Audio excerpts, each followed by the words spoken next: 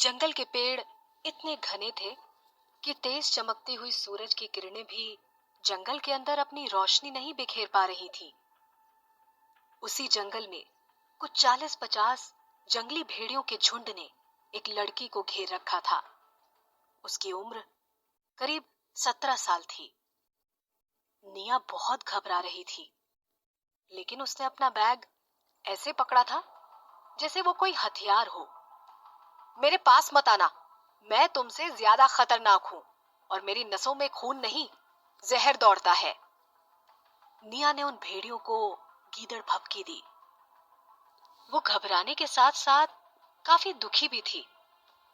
उसने सोचा नहीं था कि वीकेंड्स पर अपने दोस्तों के साथ माउंटेन ट्रैकिंग करने आने पर वो इतनी बुरी हालत में फंस जाएगी। ऐसी हालत जिससे निकल पाना बेहद मुश्किल था। वो काफी उलझन में भी थी कि आखिर उसके साथ ये सब क्या हो रहा था। उसके क्लासमेट जा चुके थे, सब कुछ बदल गया था।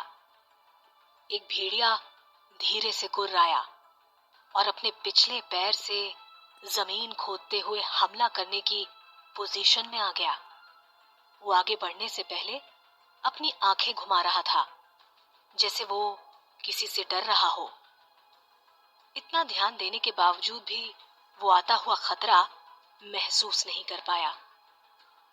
पेड़ के पीछे कुछ तो था जो उन भेड़ियों को देख रहा था। जब उस भेड़िए ने कंफर्म कर लिया कि उसके शिकार को बचाने वाला कोई नहीं था, वो गरजा और निया की तरफ दौड़ने लगा। निया ने वही किया जो हर कोई करता है जब उन्हें डर लगता है। वो जोर से चिल्लाई, बचाओ! पलक झपकते ही एक तेंदुआ अचानक से निया के पीछे से जंप करता है। उसकी चीख खत्म हो उससे पहले ही निया की आंखें चौड़ी हो जाती हैं। उसकी आवाज कुछ ही पल में पहाड़ों में गूंज जाती है। अचानक वो तेंदुआ निया के सामने आ जाता है। उसकी चीख के साथ तेंदुआ उसे एक पेड़ पर बैठा देता है। निया अभी भी शौक में थी। वो पेड़ की टहनी पर बैठे ऐसे हाँफ रही थी जैसे वो किसी बड़े तने पर बैठी हो। वो तेंदुए को भेड़िए से लड़ते हुए बड़े ध्यान से देख रही थी।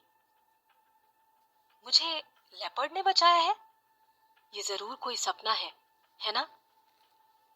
उसने न्यूज में सुना था कि डॉल्फिन्स ने लोगों को डूबने से बचाया या कुत्ते ने अपने मालिक की जान बचाई, लेकिन उसने कभी नहीं सुना कि किसी तेंदुए ने इंसान को बचाया हो।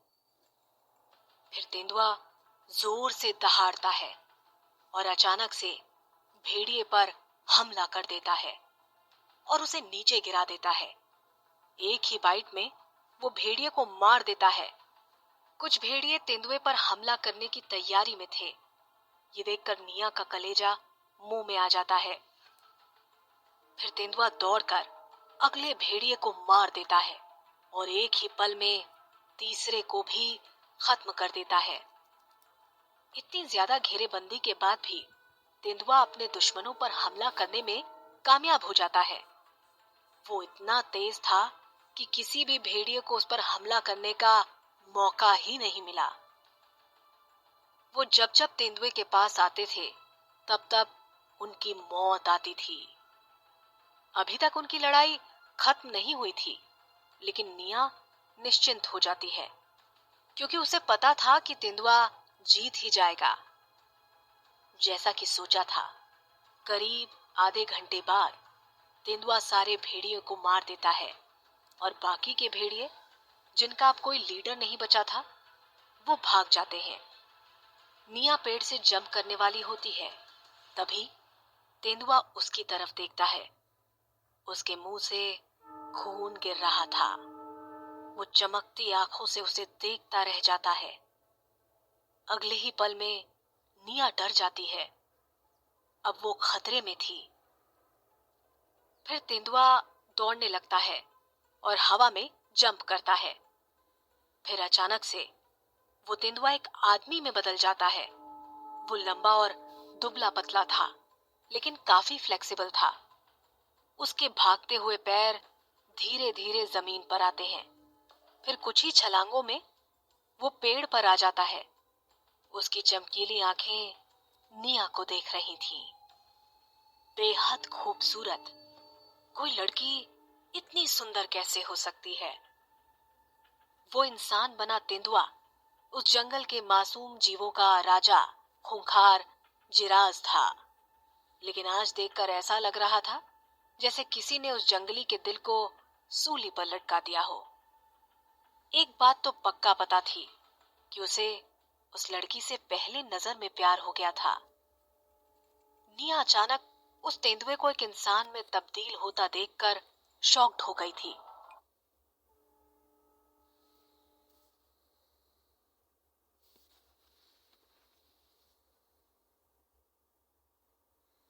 नमस्कार। पॉकेट एफएम पर आप सुन रहे हैं मुझे, यानी आरजे सलोनी को। और आज मैं आपको सुनाने जा रही हूँ एक बीस्ट मैन की कहानी, जिसका नाम जिराज था। जिराज को एक आम लड़की निया से प्यार हो जाता है। लेकिन प्यार का ये रास्ता इतना आसान नहीं है, क्योंकि निया एक अलग दुनिया से आती है और जिराज पशु मानवों के बीच रहता है। क्या ये प्यार अपना मुकाम हासिल कर पाएगा? जानना चाहते हैं तो बने रहिए हमारे साथ। चलिए सफर की शुरुआत करते हैं। एपिसोड 2। मैं एक बंदर हूँ। जिराज तुरंत उसका पीछा करता है। वो निया को बचा नहीं पाता है, क्योंकि वो भी शौक में था। बहुत ही चिंतित होकर लड़की के सामने डरते हुए वो पूछता है, तुम ठीक हो? निया के बाएं पैर में मूंछ आ गई थी। उसे बहुत दर्द हो रहा था, लेकिन उसका ध्यान उस पर नहीं था। वो घबराते हुए उस आदमी को देख रही थी। वो इंसान करीब 18-19 साल का लग रहा था। उसका स्किन टोन ब्राउन कलर का था। उसके गाल पर बने पंजों के निशान जैसे टैटूज की वजह से वो जंगली लग रहा था। उसकी आंखें प्योर गोल्डन कलर की थीं। जब निया बीस्टमैन को देख रही थी, तब वो भी निया को बड़े ध्यान से देख रहा था। निया के बारे में बेस्ट चीज थी उसकी फेयर स्किन। वो पहली नजर में इतनी सुंदर नहीं दिखी, लेकिन जब उसने निया को जितना ज्यादा देखा, वो उसे उतनी सुंदर दिखाई दी। उसकी बड़ी और झुकी हुई आंखें उसे और मासूम बना रही थी। जिराज को वो लड़की इतनी सुंदर लगी कि वो सांस लेना भी भूल गया। तब जिराज ने ये फैसला किया कि अब इस लड़की के साथ रहना ही उसके जीवन का लक्ष्य है। निया उसे देखकर थोड़ा घबरा रही थी। वो उसे प्यार से देख रहा था। वो थोड़ा पीछे हुई, लेकिन वो उसके करीब जा रहा था। वो घबराती हुई बोली, मैं ठीक हूँ। मेरा नाम निया है। मुझे बचाने के लिए थैंक यू। मेरा नाम जिराज है। मैं एक तेंदुआ हूँ। फिर वो दुबक कर बैठ जाता है और गहरी सांस लेता है, जैसे वो उसे ध्यान से देख रहा हो। निया का चेहरा लाल हो जाता है। वो एक दिलफेक आशिक की तरह हरकतें कर रहा था। जिराज निया के पास आता है और पूछता है, तुम्हारी उम्र क्या है? तुम कौन सी नस्ल की हो? तुम्हारे साथ के लोग कहाँ हैं? निया थोड़ी शांत होती है। उसे अभी भी नहीं पता कि वो कहाँ थी। आखिरी चीज जो उसे याद थी कि वो माउंटेन ट्रैकिंग करते हुए नीचे गिर गई थी, और इतनी ऊंचाई से गिरकर कोई भी इंसान नहीं बच सकता था। वो समझ गई कि शायद वो दूसरी दुनिया में आ गई थी, क्योंकि उसने गर्म कपड़े और जैकेट पहने थे। और जब वो गिरी थी, तब वो एक बर्फीले पहाड़ पर थी। पर इस जंगल का मौसम ही उस मौसम से काफी बदला हुआ था। उस आदमी की बातों से पक्का हो गया था कि ये दुनिया एक अलग दुनिया थी, क्योंकि उसकी दुनिया में कोई इंसान तेंदुआ नहीं बन जाता है। उसे अब पता करना था कि इस जंगल के नियम क्या हैं। और जिंदा रहने के लिए क्या करना होगा। निया मूर्ख नहीं थी। जो भी जिराज ने कहा उसके अकॉर्डिंग यहाँ के सभी लोग एनिमल्स होंगे जो इंसान में बदल सकते हैं, तो वो भी इसे एक जानवर ही समझेगा। सब कुछ समझने के बाद निया ने शांत रहने का सोचा और फिर बोली, सोचो। जिराज ने उस लड़की की सुंदरता को देखा और फिर बोला, लोमड़ी। निया जिराज को देखने लगी और कुछ नहीं बोली। मोर। जिराज को कुछ और जवाब नहीं मिल रहे थे तो वो तुक्का मारने लगा। निया की आंखें चमकी और वो जोर से बोली, बंदर। मैं एक बंदर हूं। निया ने सोचा, इंसान बंदर से ही बने हैं, तो खुद को बंदर बताना ही शायद बचने का सही रास्ता था। जिराज अपनी आंखें घुमाता हुआ बोला, तुम एक बंदर हो? जिराज ने कुछ देर सोचा और फिर पूछा, तुम अकेले जंगल में क्यों आई हो? जंगल तुम जैसी लड़कियों के लिए बहुत ही खतरनाक है। निया ने बोलने से पहले आंखें फेर ली, फिर बोली, मैं अपने लोगों से दूर टहलने निकली थी तो अकेले यहां पहुंच गई। फिर मेरे पीछे भेड़िए लग गए। वैसे ये कौन सी जगह है? जिराज अपने सफेद दांत दिखाते हुए मुस्कुराता है। निया डरते हुए पूछती है, क्या हूं?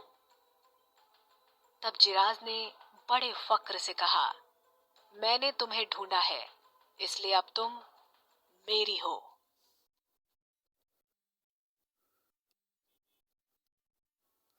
एपिसोड 3, अब तुम मेरी हो। इस जंगली दुनिया में एक नियम है कि अगर किसी मर्द ने किसी अकेली लड़की को जंगल में बचाया है तो वो उसे अपना साथी बनाने का फैसला ले सकता है और वो लड़की उसे रिजेक्ट नहीं कर सकती। लेकिन हाँ, अगर कोई लड़की बहुत ज्यादा इसके विरुद्ध है तो वो पशु मानव अपनी खुशी के लिए उसके साथ जबरदस्ती नहीं कर सकता है। यहाँ फीमेल्स एक से ज्यादा लोगों की साथी बन सकती हैं, लेकिन मेल सिर्फ एक ही फीमेल का साथी बन सकता है। अगर कोई फीमेल अपने मेल के साथ को छोड़ देती है तो उसे पूरी जिंदगी अकेले ही रहना पड़ता है। जब निया जिराज से सारी इंफॉर्मेशन ले रही थी तो वो भी उससे इंफॉर्मेशन लेने की कोशिश कर रहा था। जब भी वो उसे कोई जवाब देती तो वो बहुत खुश हो जाता और फिर तेंदुआ बनकर तेजी से दौड़ने लगता। ये बहुत ही अच्छा था कि इस लड़की का कोई साथी नहीं है, तो रूल के अकॉर्डिंग वो उसकी हुई। ये सोचकर जिराज बहुत खुश हुआ। जब निया ने उसे इंसान से तेंदुआ बनकर दौड़ते हुए देखा तो वो भौचक्की रह गई। फिर जिराज निया की तरफ दौड़ता है और इंसान का रूप लेकर उसको अपनी बाहों में पकड़ लेता है। तब निया बोली, ये तुम क्या कर रहे हो? मुझे बहुत दर्द हो रहा है। अगर जिराज के फेस पर स्माइल नहीं होती तो उसे लगता कि वो उसे खा जाएगा। वो इतना डर गई थी कि एक मोमेंट के लिए उसकी धड़कन रुक सी गई थी। निया उस इंसान को पीछे ढकेल देती है। जैसा उसने सोचा था वैसा ही हो रहा था। वो इतना बड़ा तेंदुआ था कि वो इंसान बनने के बाद भी काफी हैवी था। उसे ऐसा लग रहा था जैसे कोई माउंटेन उसे जमीन पर ढकेल रहा है। जिराज ने अपनी गोल्डन आईब्रो ऊंची करते हुए कहा, मैं तुम्हें गांव लेकर जा रहा हूं। ओके। निया उसके नीचे फंसी हुई थी। वो काफी डरी हुई भी थी, लेकिन उसके चेहरे पर यह सुनकर फिर भी शांति दिख रही थी।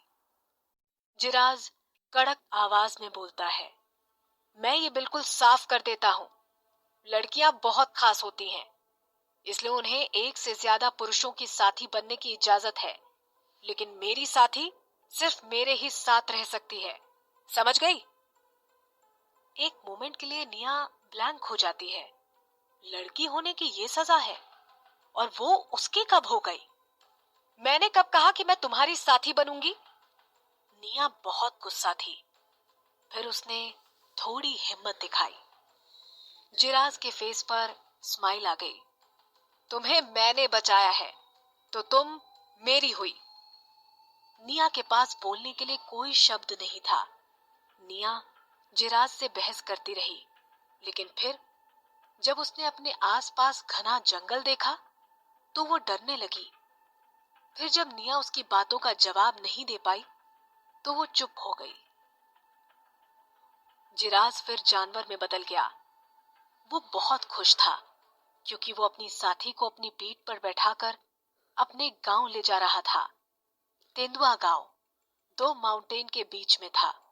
उसका नाम कुबड़ घाटी था क्योंकि घाटी किसी ऊंट या बैल के पीठ पर बने हम्प की तरह दिखाई देती थी।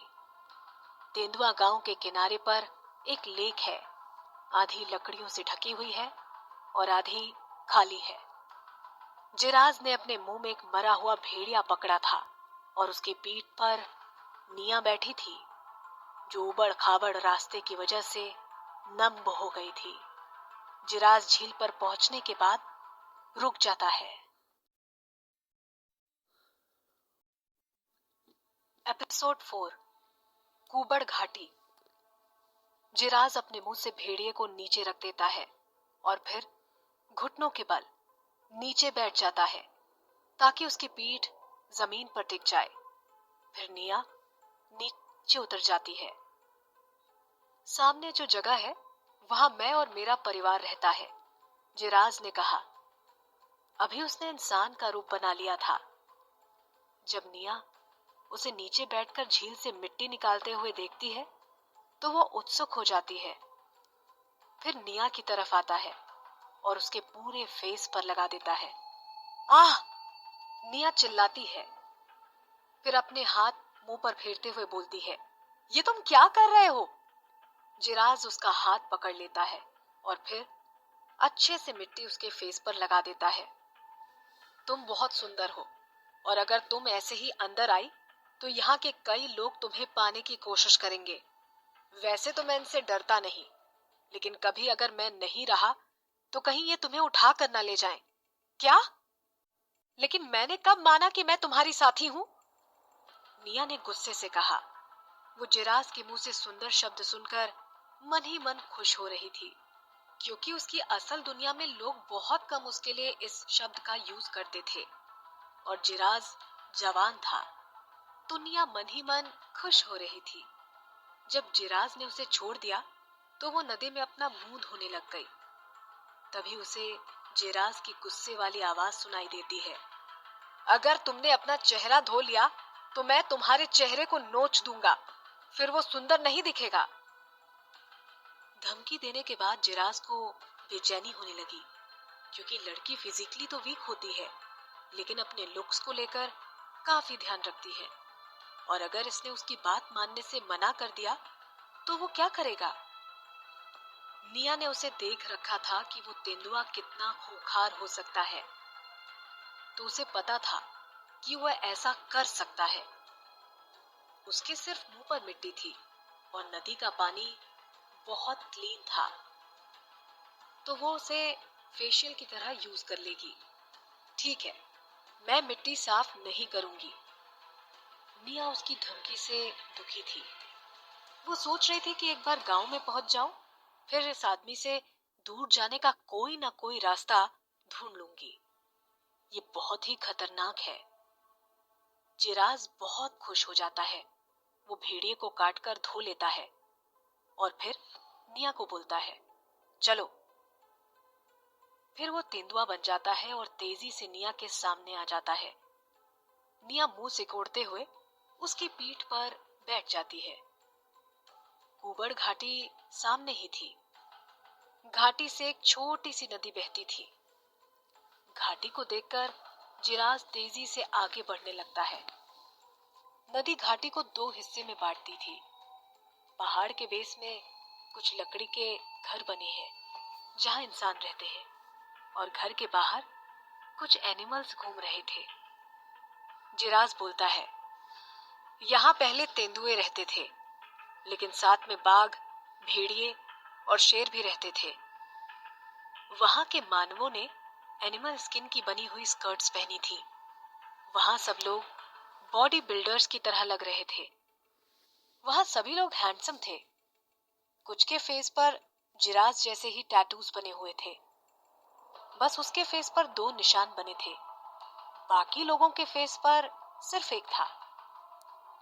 निया को याद आता है कि उसने बुक्स में पढ़ा था कि कुछ ट्राइब्स अपने पावर शो करने के लिए अपने फेस पर पेंट करवाते हैं। जिराफ के फेस पर बाकी लोगों से ज्यादा टैटू थे।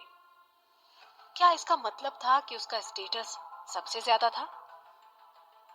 ट्राइब ने निया को ऐसा महसूस करवाया जैसे वो किसी जू में आई है, लेकिन रियलिटी में सब उसे घेर कर देख रहे थे। जब किसी अनजान की गंध उन पशु मानवों को आई तो फटाफट से सभी वहां इकट्ठा हो गए।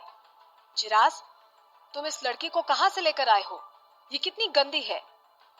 तभी दूसरे ने कहा, लेकिन इसकी स्मेल कितनी अच्छी है, मुझे ये पसंद है। निया ने जिराफ को घबराते हुए पकड़ लिया क्योंकि सभी ने उसे घेर रखा था।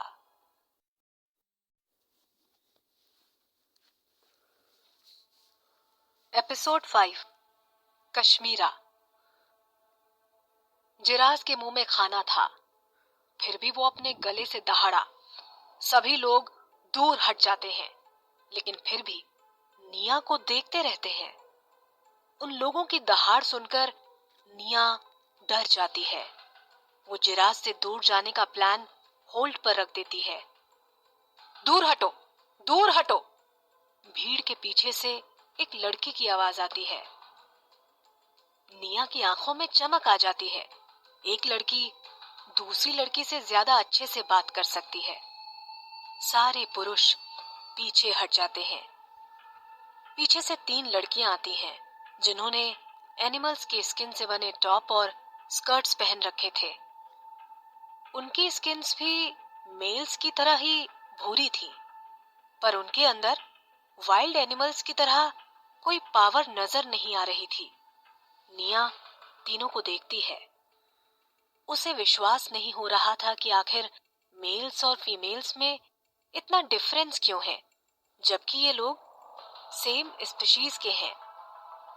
तभी और औरतें आगे आती हैं और उनमें से एक ऊंचे नाक और पतली आंखों वाली लड़की ने पूछा, जिराफ, ये खराब लड़की कहां से आई है? जिराफ के मुंह में शिकार अभी भी है। वो बोलता है, मैंने इसे ढूंढा है। ये अब मेरी लड़की है, सिर्फ मेरी। कोई इसके पास नहीं आएगा। जिराफ भीड़ से बाहर निकल जाता है। निया इस वर्ल्ड की फीमेल्स को देखकर शॉक हो जाती है। फिर वो ब्लैंक एक्सप्रेशन के साथ जिराफ की पीठ पर बैठ जाती है। ये ऐसा कैसे कर सकता है? एक ऊंची नाक वाली औरत गुस्से से बोली। कश्मीरा, गुस्सा मत करो।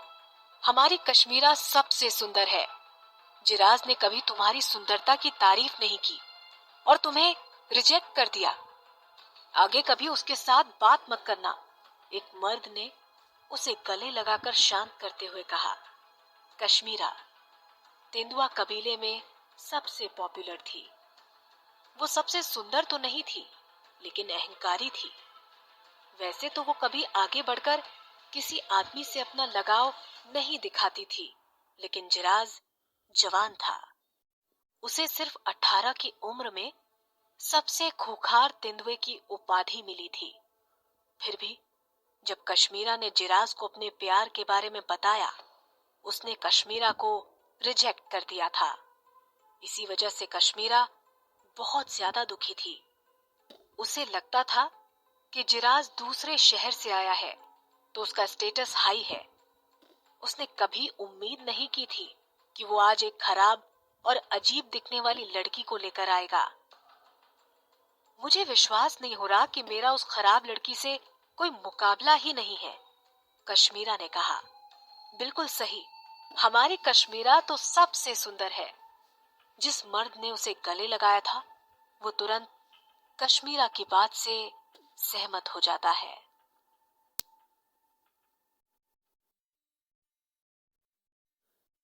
एपिसोड 6, खतरनाक।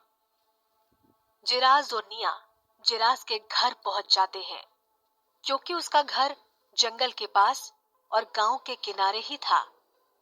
फिर उसको नीचे रखकर वो इंसान के रूप में आ जाता है और निया से कहता है, तुम्हें भूख लगी होगी, मैं तुम्हारे लिए खाना पकाता हूँ।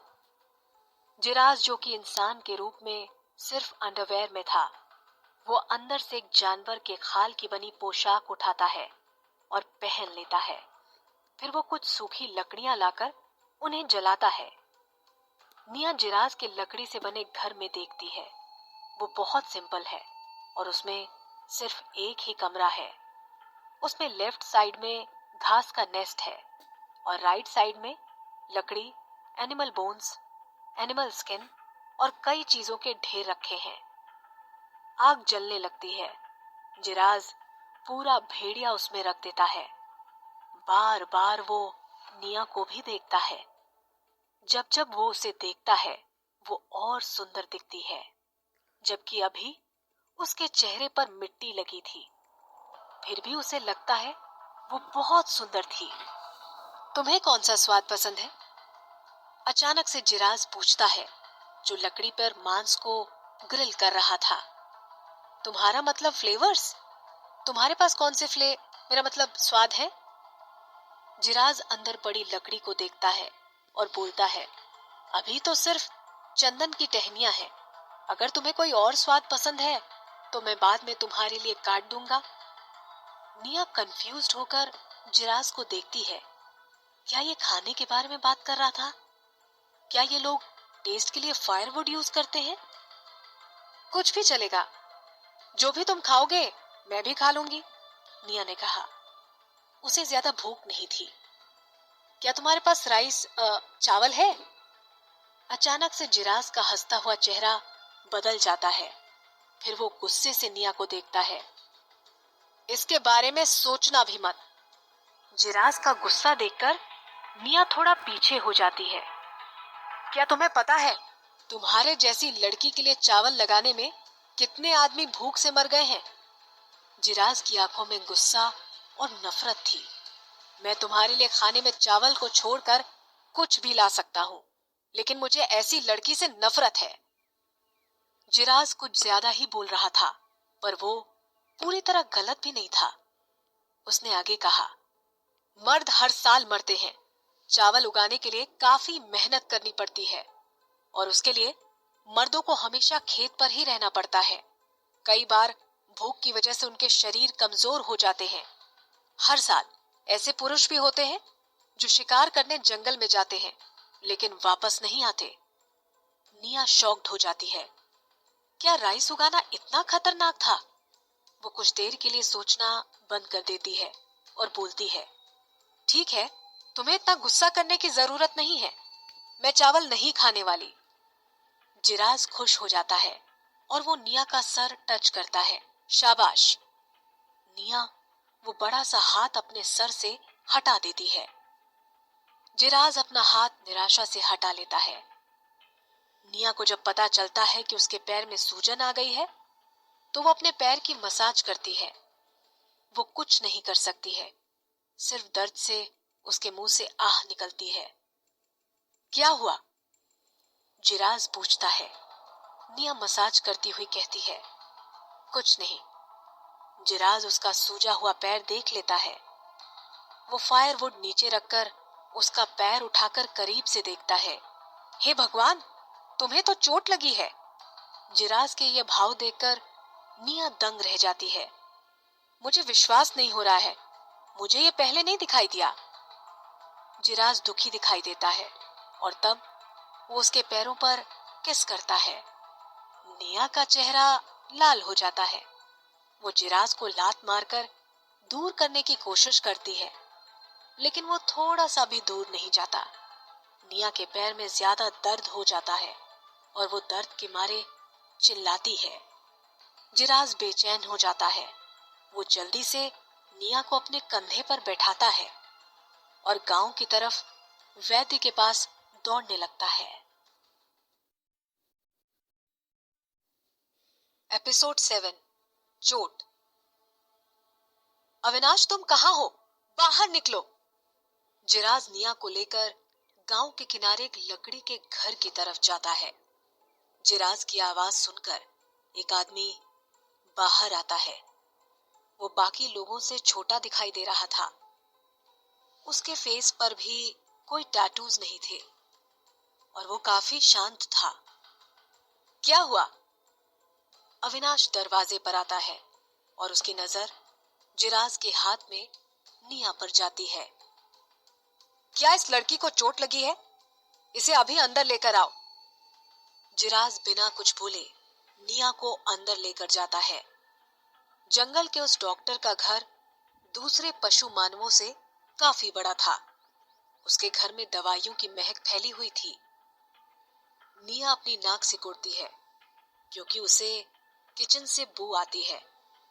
इस कारण उसके फेस पर लगी कुछ मिट्टी नीचे गिर जाती है। अविनाश निया को देखता है। क्या इसके चेहरे पर चोट आई है? क्या इसे मक्खी ने काट लिया है, इसलिए तुमने इसके फेस पर मिट्टी लगाई है? नहीं, इसका पैर देखो। जिराज निया को नीचे बैठाता है, फिर उसका पैर ऊपर उठाकर अविनाश को दिखाता है। अविनाश नीचे झुककर देखता है और फिर बोलता है, इसे तो मोच आई है। पहले मैं इसके पैरों की नसों को ठीक करने में मदद करता हूं। जिराज दुखी था और वो निया को कंफर्ट दे रहा था। वो निया का मिट्टी लगा फेस पकड़ता है और बोलता है, तुम चिंता मत करो। अविनाश ने वैद्य बनने की पढ़ाई पशु नगर से की है। तुम जल्द ही ठीक हो जाओगी। फिर अविनाश निया के शूलेस खींचते हुए बोलता है, ये क्या है? मैं तुम्हारे पैरों की मालिश करूंगा तो क्या मैं इन्हें निकाल सकता हूं? अविनाश की बात सुनकर निया खुद को रोक नहीं पाई और हंसने लगती है और फिर मुस्कुराते हुए झुककर अपने जूते उतारती है। हाँ, तुम उतार सकते हो। जैसे ही निया अपने जूते उतारती है, लगता है रूम से सांसों की आवाज आना बंद हो जाती है। निया को लगता है कि अचानक रूम का माहौल बदल गया है और ऊपर देखती है। अविनाश उसके पैरों की तरफ देख रहा था और जिराज की आंखें भी बड़ी हो गई थी। ये देखकर निया थोड़ा डर जाती है। Oh no! क्या उसके पैरों ने उसे पकड़वा दिया? क्या बीस्टमैन के पैर ऐसे ही होते हैं? उसे पता नहीं था क्योंकि उसने कभी लड़कियों के पैर नोटिस नहीं किए थे। डर के मारे उसे लग रहा था कि कहीं उसके दिल की धड़कन रुक न जाए। तभी उसे अविनाश की आवाज सुनाई देती है, कितने सुंदर पैर हैं। निया कुछ नहीं बोल पा रही थी, लेकिन अंदर ही अंदर उसने राहत की सांस ली। निया के पैर गोरे और पतले थे और जिराज के बड़े हाथों के नीचे वो छोटे और मुलायम दिखाई दे रहे थे। अविनाश की आवाज सुनते ही जिराज गुस्से से बोला, अब अगर फिर तुमने उसके पैरों को देखा तो मैं तुम्हारा सर काट दूंगा। जल्दी से पैर ठीक करो। उसका रिएक्शन गलत है, ये सोचकर अविनाश उठता है और वहां से चला जाता है। फिर वो अपने हाथ में कुछ लेकर आता है। जिंजर? निया कंफ्यूज थी। उसके पैर को ठीक करने के लिए ये आदमी अदरक यूज करेगा? तुम्हें पता है ये क्या है?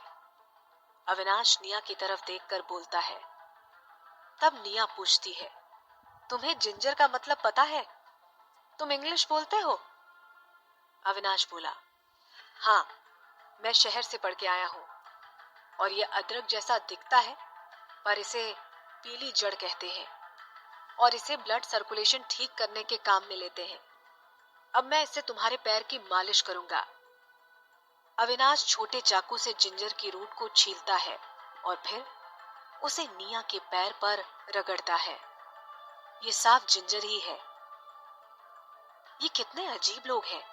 मसालों को ये खाने की जगह मेडिसिन में यूज करते हैं। निया मन में सोचती है।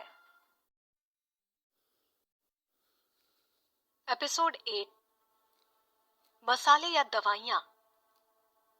जिंजर से उसकी स्किन पर ठंडा एहसास आ रहा था। जो ठीक